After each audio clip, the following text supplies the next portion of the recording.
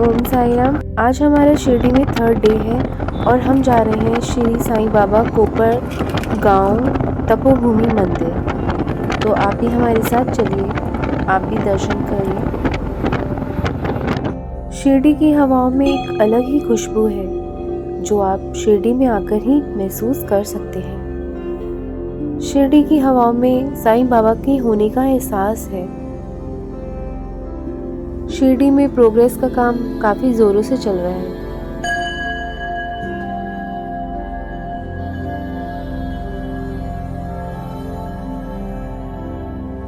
ये है गोदावरी नदी।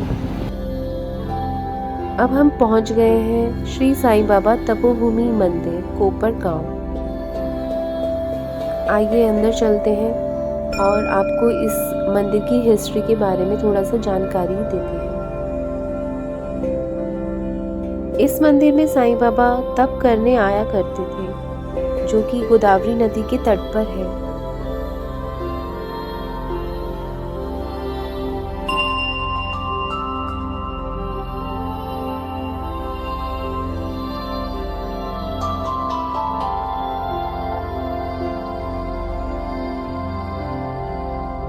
आइए जानते हैं पंडित जी से कुछ इस मंदिर के बारे में। हाँ जी पंडित जी, आप बताइए इस मंदिर के विषय। यहाँ पे बाबा ने 3 दिन तपस्या की है। ये बाबा की तपोभूमि है। जब शिरडी आए थे बाबा, वहाँ से हर दिन गोदावरी में स्नान करने के लिए पैदल आते थे। तो यहाँ पे पूरा बाबुल का पेड़ था, यहाँ की बाबुल बन करती थी यहाँ पे। हाँ जी। यहाँ पे खंडोबा मंदिर भी है पीछे, वहाँ पे बाबा बैठे थे और एक जगह पे तपस्या की थी 3 दिन। हाँ जी। इसलिए बाबा यह जगह को तपोभूमि कहते हैं, क्योंकि बाबा ने तपस्या की थी। हाँ जी। तो देखिए बहुत ही सुंदर मंदिर बना हुआ है। यहाँ पे बाबा की प्रतिमा में अलग ही नूर है यहाँ का। और मैं जब भी इस शिरडी आती हूँ तो मैं अवश्य यहाँ पर आती हूँ। मेरा इस मंदिर से अलग ही लगाव है। देखिए बहुत ही सुंदर मंदिर बना है। और जो शिरडी में होता है उसी तरह आरतियाँ, चारों आरतियाँ यहाँ पे हो जाती है। सवेरे 5:15 बजे काकड़ आरती होती है, दोपहर 12 बजे मध्याह्न आरती होती है, शाम को 6 बजे धूप आरती होती है और शाम को रात में 10 बजे शेष आरती होती है। अच्छा, बहुत बहुत धन्यवाद पंडित जी। ओम साई राम। आपने देखा कि कितना पंडित जी ने बताया कि यहाँ पे बाबा तप करा था, तो इसलिए इस मंदिर का नाम तपोभूमि है। तो आप भी दर्शन करिए सब।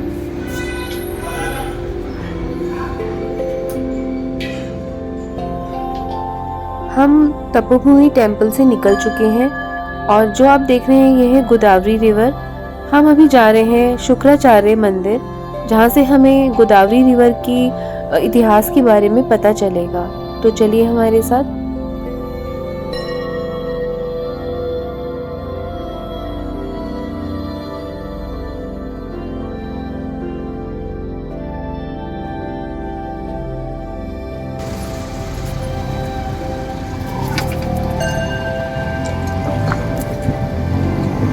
अभी हम जा रहे हैं शंकराचार्य मंदिर।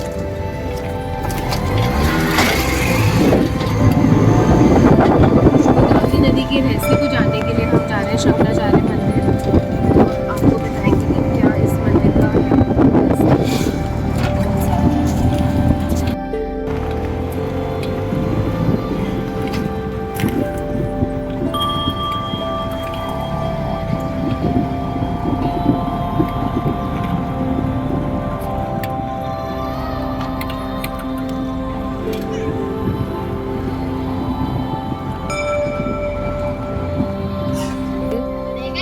आपको बताने के लिए कि गोदावरी नदी का क्या रहस्य है, क्या इम्पोर्टेंस है, क्या महत्व है, आपको अभी पूरी जानकारी देंगे। आइए हमारे साथ दर्शन करिए।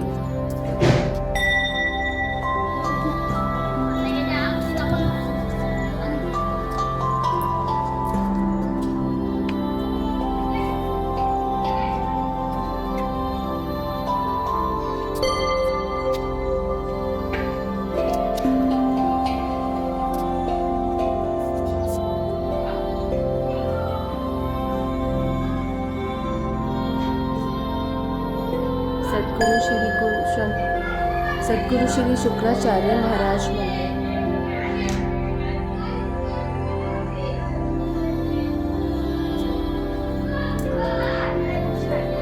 अभी आप कर रहे हैं परम सद्गुरु पालकी की दर्शन कर रहे हैं आप।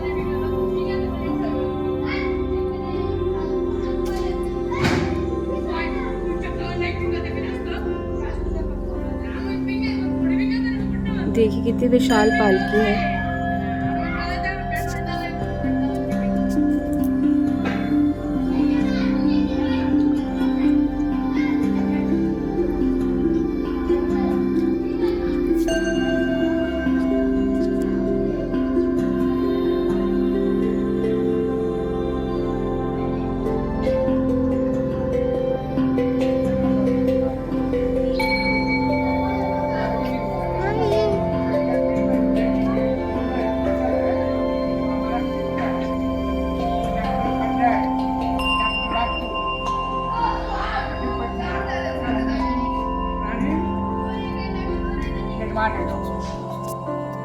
हम लोग का कुंडी बनाना, कुंडी देखना। नेक्स्ट प्लेस को यहाँ पे हम लोग 10 तक आना जाना होता है, सेवा करते हैं। आप लोग अपना अभी आप लाइव दर्शन कर रहे हैं शुक्राचार्य मंदिर के। बहुत ही अद्भुत, बहुत ही सुंदर मंदिर बनाया हुआ है। प्राचीन मंदिर है ये। हर मंदिर की अलग ही महानता होती है, कुछ ना कुछ हिस्ट्री जुड़ी होती है हर मंदिर के पीछे। देखिए कितना सुंदर। शुक्राचार्य जी जो हैं वो शिव का ही रूप माना जाते हैं। बाकी की डिटेल्स मैं आपको भी पता करके बताती हूँ।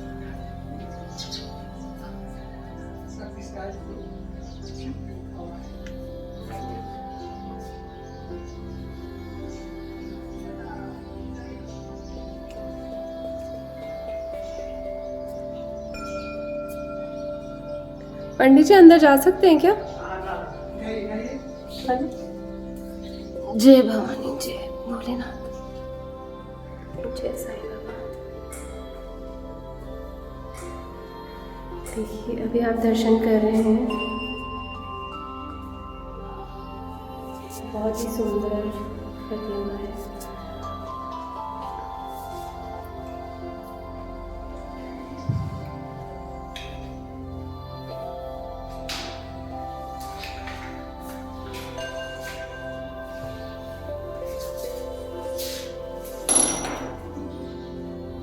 ये भोलेनाथ का ही रूप माने जाते हैं।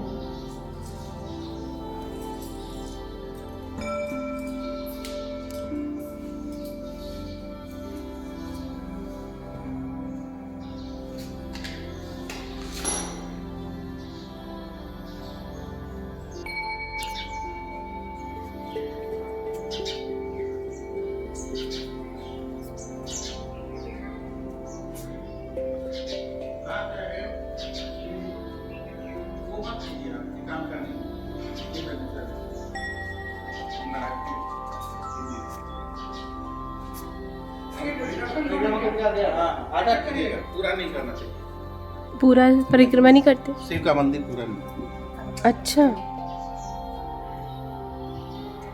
अभी पंडित जी ने जानकारी दी है कि परिक्रमा पूरी नहीं करते शिव जी की, शिव मंदिर की पूरी परिक्रमा नहीं करते। मराठी थोड़े समझेंगे। हाँ हम पंजाबी हैं। हाँ आप मराठी थोड़े समझेंगे। हाँ हम दिल्ली से आए हैं।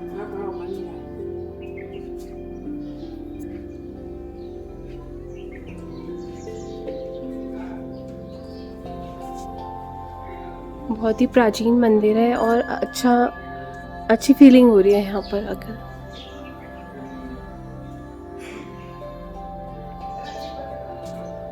अपनी सभ्यता से जुड़ी हुई अगर हम कोई चीज़ देखते हैं तो बहुत ही अच्छा लगता है। एक्चुअली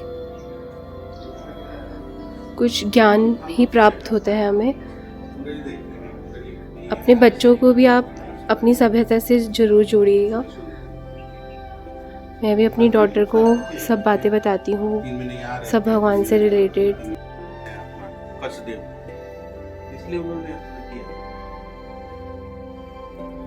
ये जानते हैं इस मंदिर के कुछ बारे में। हाँ जी आप बताइए, क्या इस मंदिर की क्या मान्यता है?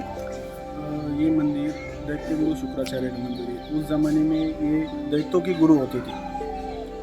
और ये यहाँ पे तप करते थे। पहले जो गंगा जी है यहाँ से बहती थी। हाँ जी। कुछ समय बाद इनके तप में गंगा जी भंग डालती थी, इसीलिए इन्होंने, यहाँ के लोगों का मानना है कि इन्होंने तप करते वक्त गंगा जी को कोपरी मारी, उसकी वजह से गंगा जी उस साइड से बनी थी, इसलिए इस गांव का नाम कोपरगांव है। और ये जो गुरु है दैत्यों के गुरु होते हैं, लेकिन उसकी वजह से मतलब उस समय में इनका खानदान तो बहुत अच्छा था, लेकिन लोगों को मानना था कि दैत्यों का कोई गुरु नहीं होता। अच्छा।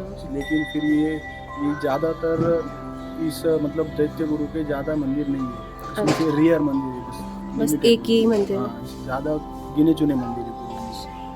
बोलो शुक्राचार्य की जय।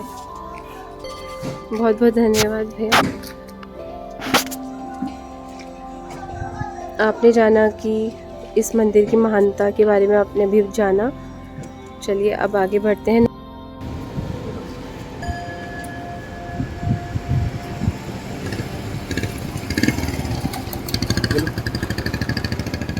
हम पहुंच चुके हैं जनार्दन स्वामी महाराज मंदिर। ये भी कोपरगांव में ही पड़ता है। लास्ट टाइम हम इधर आए थे, हमें बहुत अच्छा लगा था, इसलिए हम दोबारा यहाँ आए हैं। ये मेन रोड पे ही पड़ता है और आइए आपको हम दिखाते हैं इस मंदिर को।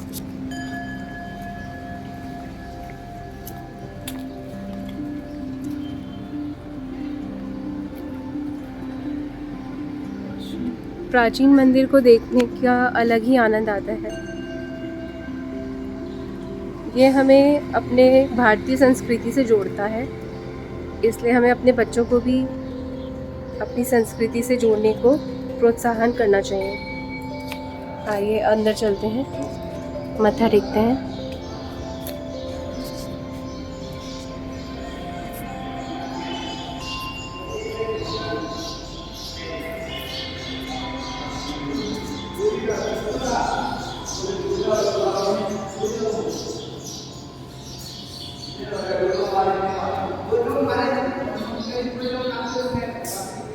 शिरडी में हर मंदिर की अलग ही विशेषता है।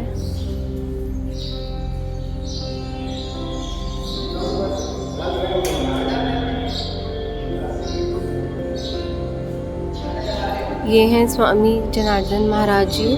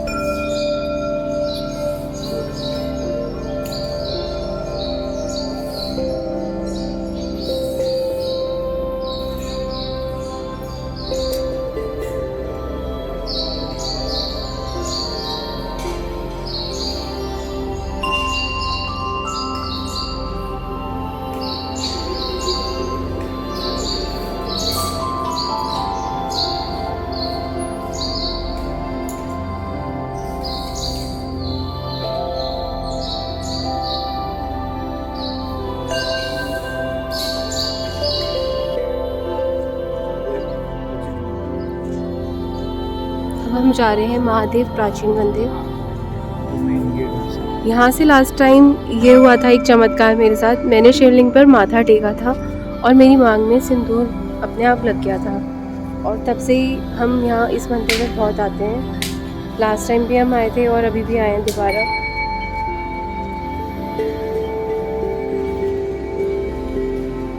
और हमें ये चमत्कार से कम नहीं लगा था, क्योंकि वहाँ पे कोई सिंदूर नहीं, कुछ नहीं था। जैसे ही मैंने माथा टेका तो मेरी मांग में अपने आप बाबा जी का मतलब सिंदूर लग गया था। और ये एक आशीर्वाद का प्रतीक है। काशी विश्वनाथ मंदिर, महादेव मंदिर।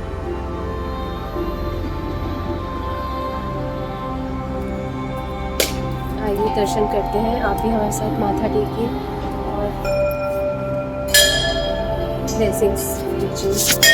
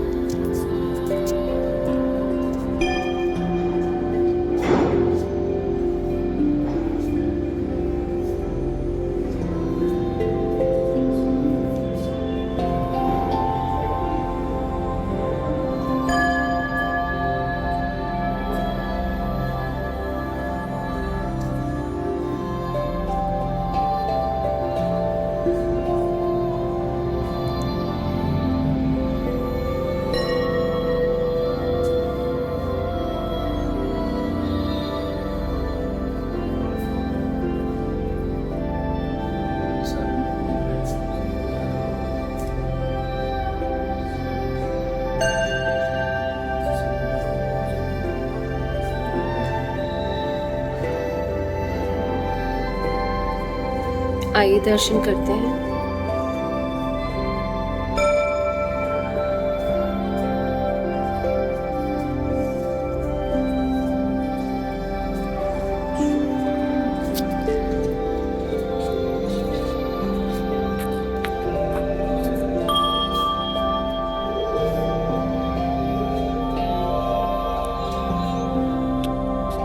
यही वो मंदिर है, यही वो शिवलिंग है जहाँ मेरी मांग में सिंदूर अपने आप लग गया था। देखिए आप, यहाँ कहीं भी कोई भी सिंदूर का निशान नहीं है, लेकिन ओम से